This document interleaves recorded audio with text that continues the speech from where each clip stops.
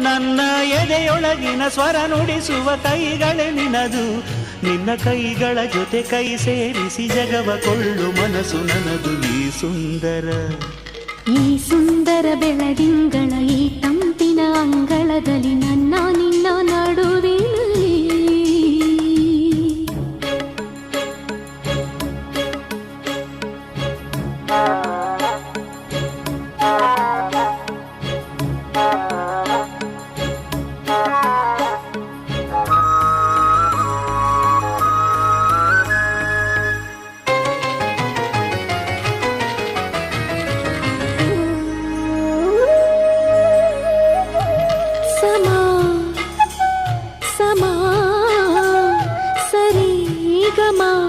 ಸಮಾಗಮ ಇಂಥ ವಿಸ್ಮಯ ಇದೆ ಮೊದಲು.